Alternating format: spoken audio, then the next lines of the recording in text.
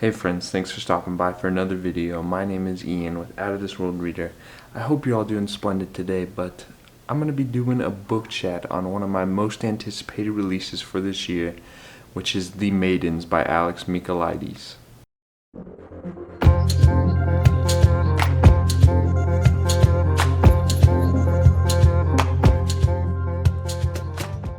Like I mentioned, this was probably one of my most anticipated releases for this year.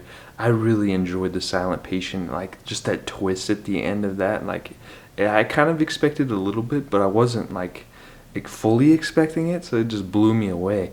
And this one had everything that I was looking for in kind of like a mystery thriller, kind of like dark academia, and the plot and the premise and everything going on with it, like I was on board with. It was taking place in Cambridge University, which I feel like with kind of going on dark academia, like that's kind of like a perfect setting for just my opinion of like a good mystery thriller. And just like I really enjoyed just everything about it. If you haven't heard of this is following Mariana, who is a group therapist working in London, and her kind of goddaughter, I believe is what the term is kind of called. Her friend kind of gets murdered at Cambridge and is kind of needing help from Mariana. So she goes to Mariana, and from there she's kind of like trying to solve like what's really going on behind these murders, because slowly each one, there's another murder and another murder, and they're all kind of centered around these Greek tragedies. And each murder is kind of like centered around kind of like a line or something from a different play. And she kind of gets enveloped into kind of solving this murder mystery and trying to prove that this one professor who she just believes is doing all the murders, she's kind of having to work against the police and just the university to prove that it's actually him murdering people. So she's kind of uncovering the truth as she goes along, and it's just like a thrilling, suspenseful ride from the beginning. Just the whole time, like I was reading this, like I could not pinpoint who the murderer is and like why they were doing it. Like I had an idea, but I felt like that was too obvious and it couldn't be that. And there was like several times when I would be done finishing reading for the day or something like that, or I'd kind of put the book down and I would just think, I'd be like, maybe it's this person, but like, yeah, it's this person. And then later on, like I would come back and I'd be like, no, there's no way it could be that person. That like I cannot explain how they could do this. So it was just like enjoyable to like not be able to pinpoint. Like sometimes in mystery thrillers, like earlier on, some of the other ones I've read this year, like I was able to kind of actually pinpoint early on who the murderer was.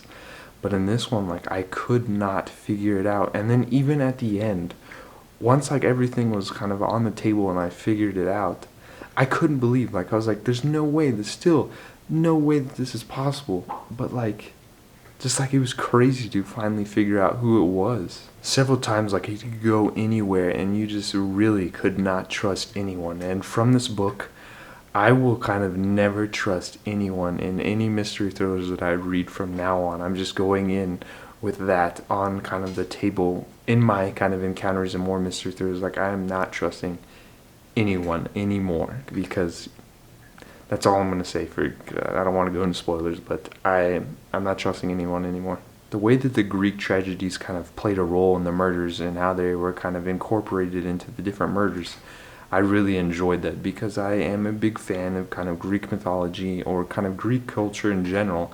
So kind of learning more about these Greek plays and tragedies that I haven't yet checked out, but I really want to, and how they played a role into the murders. Like I mentioned, like each kind of line will be kind of like, I can't really kind of say how they were kind of done, but murders, but like the murderer would take a kind of like a line out of the great tragedies, and then the person would die from that way, like exactly how it's kind of stated in the play. So I really enjoyed that. It just really added like a whole nother level to the story, and I think that Alex really had to kind of put in a lot of thought to kind of play it all out.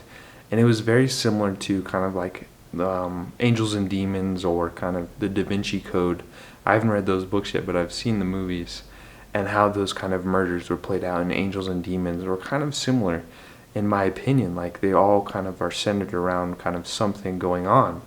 and they all are played out specifically how it's stated. So I thought that was really interesting, and I really enjoyed that. Following Mariana is kind of like a main perspective really added like a whole nother level to the kind of the story, because she's dealing with a lot of grief with the loss of her husband Sebastian, and kind of how it's kind of playing a role in her kind of decision makings and not being able to trust like what she's doing and what she's planning out. Like, she's several times throughout the story like kind of questioning her decisions, and it was just like added a whole nother level. The way that the story kind of handled grief, I really thought was done really well. I mean, but like Mariana, she has got a lot going on, both in London with kind of her group therapy kind of sessions and stuff like that, and in Cambridge, both like as kind of the memories of her and Sebastian. They both went to Cambridge, and the memories of him kind of are coming up and kind of clouding her kind of decisions. It really just like, I think that way that the grief was handled, like,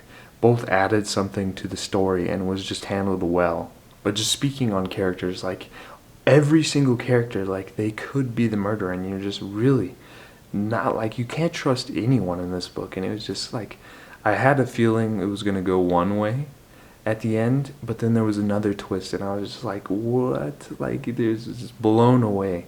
So you just really can't trust anyone. So going in, that's how you gotta trust no one when you start this book. I think Cambridge was like a perfect setting for this thriller, kind of centered around dark academia and these Greek tragedies.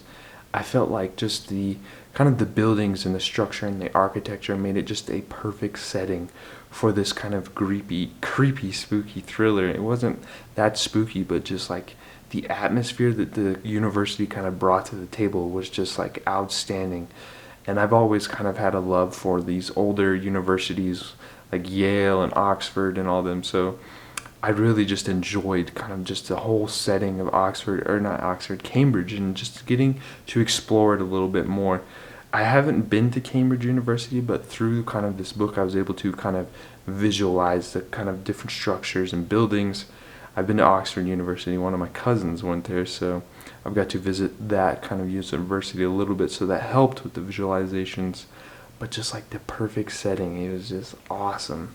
Overall, I really enjoyed this. I ended up giving it 5 stars. I think I enjoyed it more than The Silent Patient, but that's hard to choose because they're both so great. And I'm going to say this now, Alex, you need to put out another book. I hope we're not on first name basis, but like Mr. Michaelides, I hope I'm saying your name right. You need to put out another book ASAP, because I will buy it. But just speaking of The Silent Patient, I wonder if anybody else kind of noticed those kind of Easter eggs spread out throughout the book. I thought that was pretty crazy, but I really want to go back and reread The Silent Patient and kind of connect the dots a little bit. But overall, like, I can't say enough about this. This is probably a book of the year contender. It's up there with some of my favorites of this year. But that's all for today's book chat. I really hope you enjoyed it, and I hope you check this book out, because it is just outstanding. One of the best books I've read this year. I hope you all have a splendid day, and I'm just going to leave you with a message from Ellie, who said that adventure is out there. So I'll catch you next time. Bye.